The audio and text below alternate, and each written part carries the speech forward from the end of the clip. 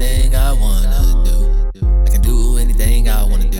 Do anything I wanna do. Do anything I wanna do. Do anything I can do anything I wanna do. Who is you to tell me anything that I can't do? What about Let's Help You Grow Now? Because we help you grow now. This is how to become a professional rapper using social media in 2025. Let's get to it. Reality for thousands of talented rappers in 2025.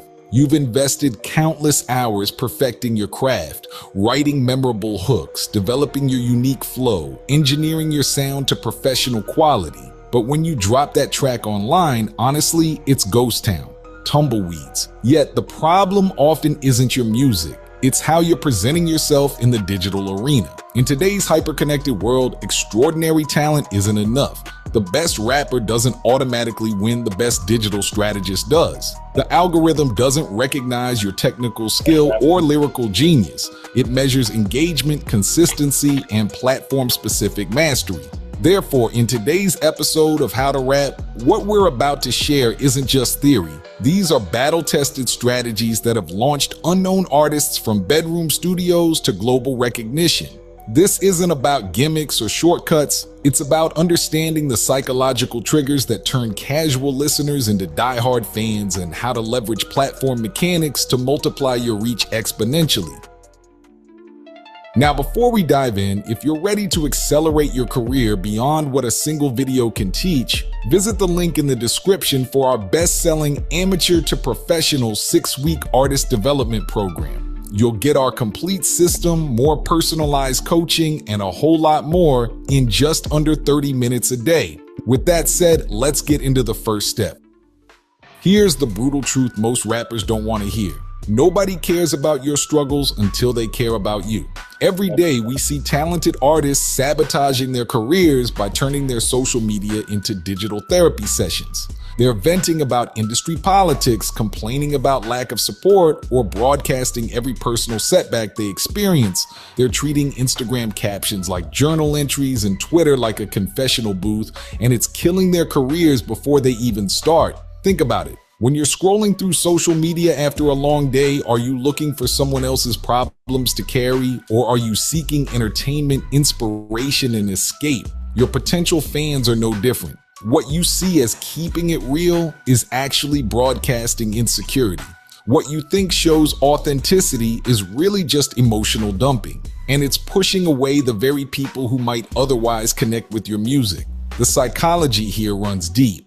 When you constantly post negative content, you're triggering what psychologists call emotional contagion, the phenomenon where people unconsciously absorb and mirror the emotions they're exposed to. Making your audience feel your frustration doesn't motivate them to support you, it motivates them to keep scrolling. Look at how Chance the Rapper built his initial following. He didn't gain a dedicated fan base by complaining about the struggles of being an independent artist. Instead, he transformed Twitter into a community hub, using threaded narratives to discuss Chicago's education crisis and engage with fans on a deeper level. He created value beyond his music. His 2012 mixtape 10 Day recorded during a high school suspension exemplified this storytelling approach. Rather than begging people to listen, he created a narrative around the creation process that made the music itself more compelling. By distributing it freely via DatPiff, he treated accessibility as both a value statement and a strategic growth move. And when his 2013 acid rap mixtape dropped on SoundCloud, it amassed over 1 million downloads without label backing, not because he was constantly venting online, but because he had built a narrative worth following. The key shift happens when you realize social media isn't your diary, it's your stage. Every post, every caption, every story needs to advance your narrative as an artist worth following. Your content should answer one question: why should someone who doesn't know me care about my journey? Instead of posting about your frustrations, document your process. Instead of complaining about lack of support, showcase your growth. Instead of broadcasting setbacks, reveal the lessons they taught you. Transform pain into art, not status updates. Your fans don't want your raw emotions dumped in their feed. They want those emotions transformed into something meaningful. They want story arcs, not status updates. They want to witness your hero's journey, not your therapy session. This doesn't mean you can't be vulnerable online. Vulnerability, when strategically shared, creates powerful connections. But there's a critical difference between vulnerability that serves your audience and vulnerability that serves only as emotional release for you. One builds fan base loyalty, the other drains it. Let me ask you something that might sting.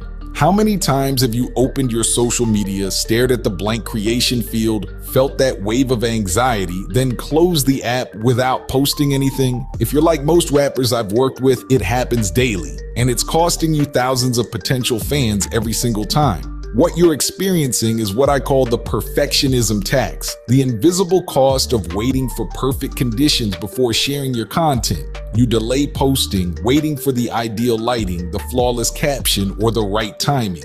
You believe that if your post isn't perfect, you'll lose credibility or be ridiculed. This mindset is paralyzing your progress and creating a cycle of overthinking and inaction that's preventing valuable exposure and engagement.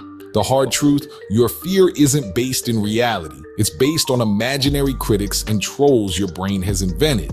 You worry that a badly framed photo, an awkwardly worded caption, or a minor mistake will lead to judgment and mockery. But in reality, most people scroll past posts in seconds and don't analyze small flaws the way you do. Every time you choose not to post, your hesitation and fear grow stronger. Avoidance feeds the belief that posting requires perfection and increases anxiety about future posts. This reinforces the habit of delaying, making it even harder to post consistently. For example, Chief Keef never would have revolutionized drill music if he'd waited for perfect conditions. While under house arrest at his grandmother's home at just 15 years old, Sosa began uploading raw, lo-fi videos to YouTube that would later define Chicago's drill scene. These weren't high-production masterpieces, they were often filmed in dimly lit rooms with handheld cameras. But that DIY aesthetic became his signature, offering unfiltered glimpses into Southside life that resonated with audiences hungry for authenticity. His 2012 mixtape Back from the Dead gained traction organically, amassing over 400,000 YouTube views without label support. The mixtape's breakout single, I Don't Like, became a viral sensation after Kanye West remixed it with Pusha T, catapulting Keef into the national spotlight. None of this would have happened if he'd been waiting for perfect production quality or the ideal rollout strategy. The solution isn't complicated, but it requires discipline. Adopt a done is better than perfect mindset. Focus on getting content out rather than perfecting every detail. Build confidence by releasing content regularly, learning from experience, and engaging with audiences authentically. Instead of asking, is this perfect? Ask, does this share value and reflect my message? Action beats analysis every time. Posting frequently will gradually diminish fear and increase engagement. Seth Godin, a respected marketing expert, emphasizes the importance of shipping the product, meaning creators should complete and release their work rather than overthink it. Over time, this practice strengthens confidence, builds audience trust, and leads to real progress. In 2025's attention economy, consistency trumps perfection every single time. The algorithm rewards regular posters and punishes those who show up sporadically. Your invisibility between posts is costing you more than the occasional imperfect post ever could. Think about it this way. Would you rather have one perfect post that reaches 1,000 people once a month or 30 good enough posts that reach 500 people every day? The math isn't even close. Consistency exponentially outperforms perfection. The most successful artists understand this intuitively. They don't wait for inspiration to strike, they create on schedule. They build posting habits that generate momentum, regardless of how they feel on any given day. They understand that waiting for perfect conditions is just procrastination wearing a tuxedo. Your breakthrough won't come from that one flawless post you're endlessly refining. It will come from the cumulative effect of showing up day after day, steadily improving your craft while remaining visible to your growing audience. This consistency doesn't just benefit the algorithm, it transforms how you perceive your own creativity. When you commit to posting regularly, you train your creative muscles to perform on command rather than waiting for inspiration. The quality of your content naturally improves through repetition, not through endless refinement of a single piece. So what does this look like in practice? It means setting a sustainable posting schedule and treating it with the same seriousness as you would a paid gig. It means having a content creation process that doesn't rely on fleeting inspiration. And most importantly, it means developing the discipline to push through those moments of doubt and hit post anyway. Your audience would rather see the real, unfiltered version of your journey than an artificially perfect highlight reel. They want to witness your growth, not just your polished final form. By showing up consistently, you invite them into your process, creating deeper connections that fans. Yo, check my mixtape, Fire Track in bio. Please listen and share. If these desperate pleas sound familiar, you're committing the cardinal sin of music promotion, and it's sabotaging your career faster than a leaked diss track. Bad self-promotion isn't just ineffective, it's actively harmful.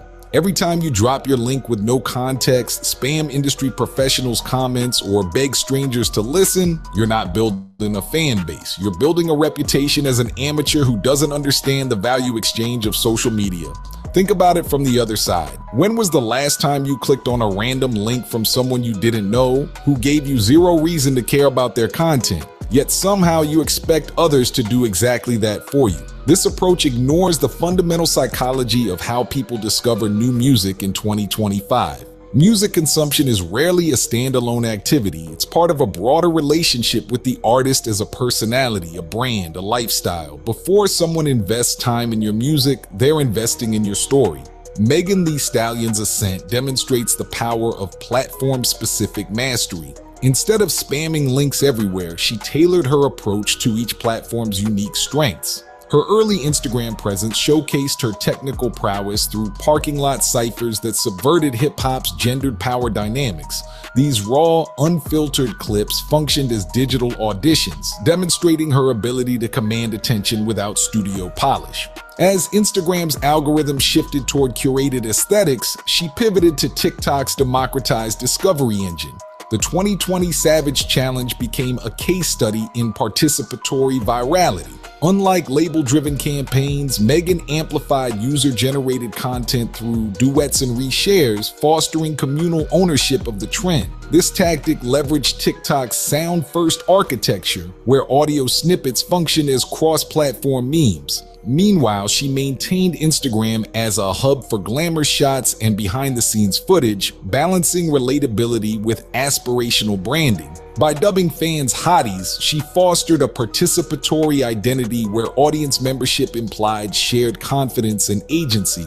This lexicon permeated platforms. TikTok's Hot Girl Summer tag generated billions of views, while Pinterest boards curated by fans aggregated fashion and fitness inspiration mirroring Megan's aesthetic. The solution is platform-specific mastery.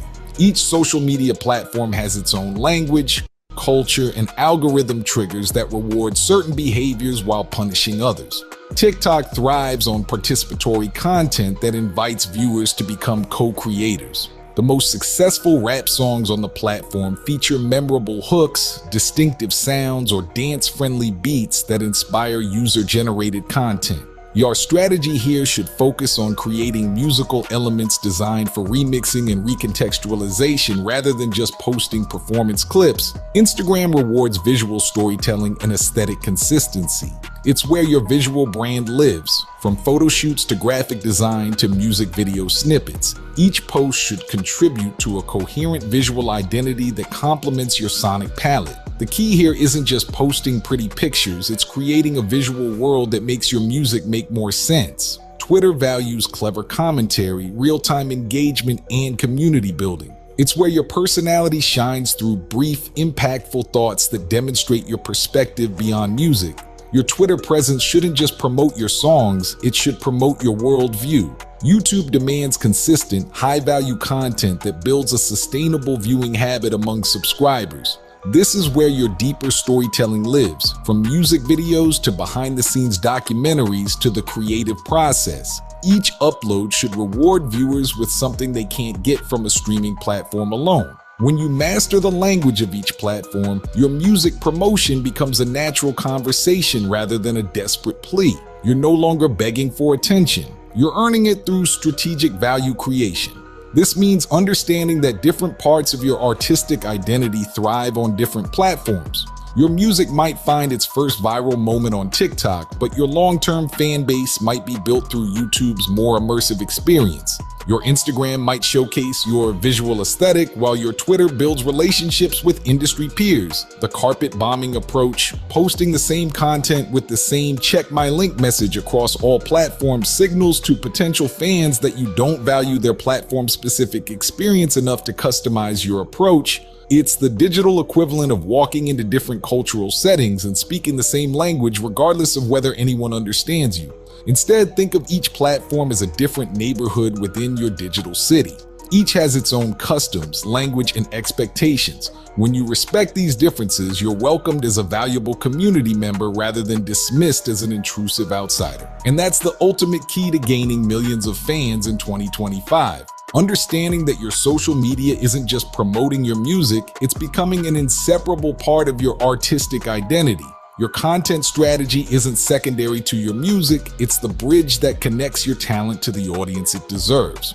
Remember, in today's digital landscape, the best rapper doesn't always win, the best digital storyteller does. Now go build your narrative, consistently deliver value, and watch as those followers transform into the passionate fan base your music deserves. And if you're ready to accelerate this process with expert guidance, click that link below for the complete system. The game isn't waiting, and neither should you. So you guys like, comment, subscribe. Definitely learned a lot. Visit my website, LetsHelpYouGrowNow. I can do anything I wanna do.